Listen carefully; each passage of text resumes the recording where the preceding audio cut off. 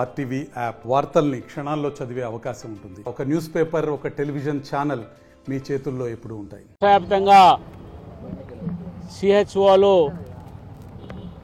సమ్మెబాట పట్టాల్సినటువంటి పరిస్థితికి నెట్టబడినారు. ఈరోజు ఉన్నట్లుండి సిహెచ్ఓలు సమ్మెబాట పట్టలేదు, విధులు బహిష్కరించలేదు.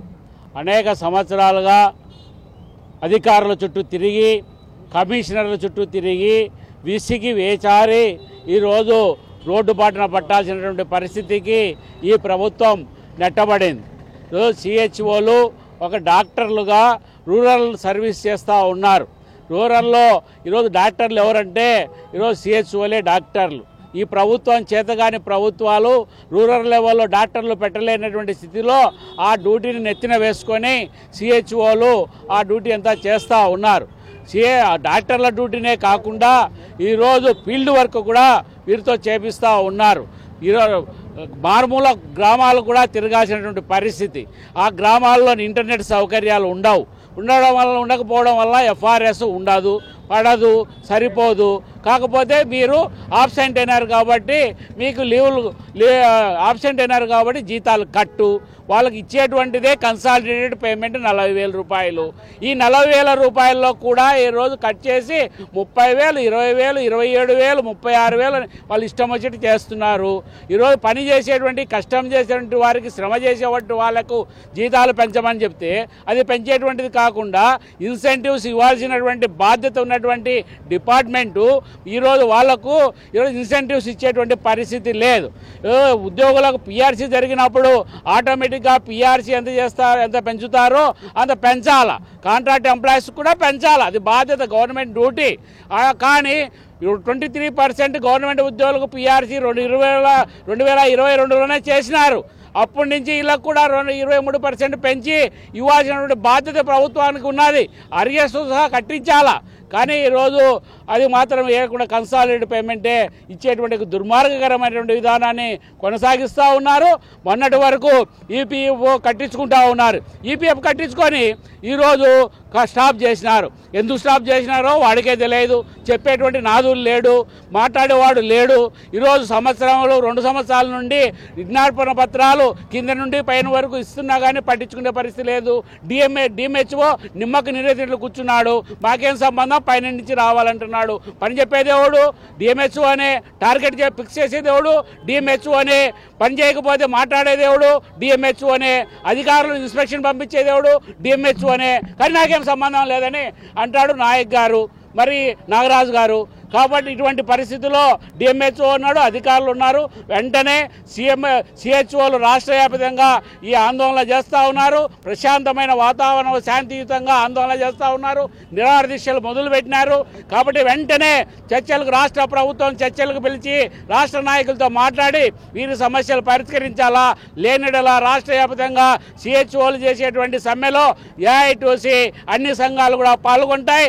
రాష్ట్ర వ్యాప్తంగా ఏఐటీసీ అనుబంధ సంఘాలు ఉన్నటువంటి వేలాది మంది వారితో పాటు చేతులు కలిపి, భుజం కలిపి వారి సమస్యలు పరిష్కారం అయ్యేంత వరకు కూడా ఉద్యమాన్ని కొనసాగిస్తామని చెప్పి ఏఐటీసీగా హెచ్చరిస్తున్నాం ఈ ప్రభుత్వాన్ని.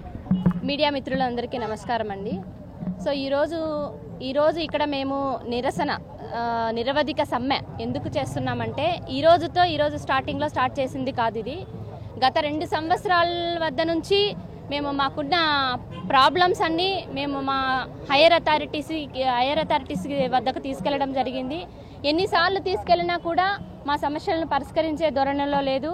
ఇందుకు గాను ఈ నెల 15వ తేదీ నుంచి కంటిన్యూగా ఒక ఆర్డర్ ప్రకారము మేము పలానా రోజు ఇది చేయాలని మా మెడికల్ ఆఫీసర్ దగ్గర నుంచి స్టేట్ వరకు అధికారులకి మా వినతి పత్రాలను విన్నవించుకుంటూనే ఉన్నాము.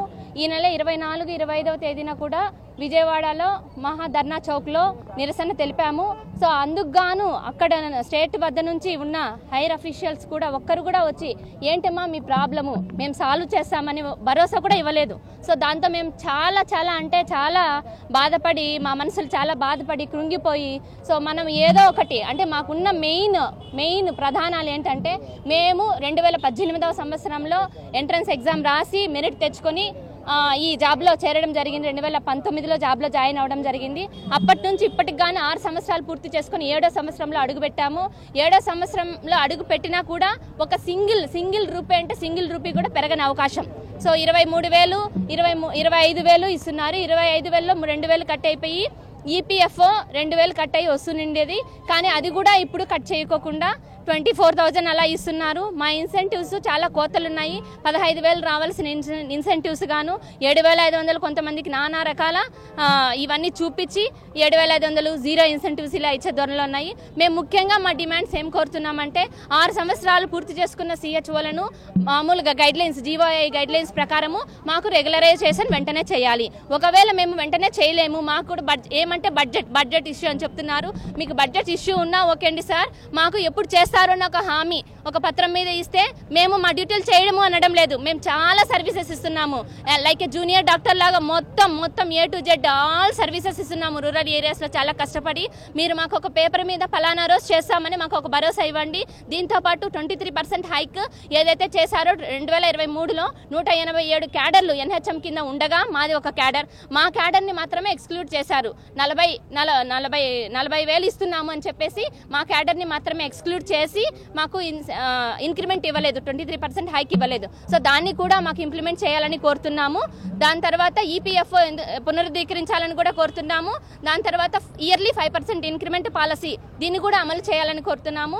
మెయిన్గా ట్రైబల్ ఏరియాస్లో రూరల్ ఏరియాస్లో వర్క్ చేస్తున్నారు.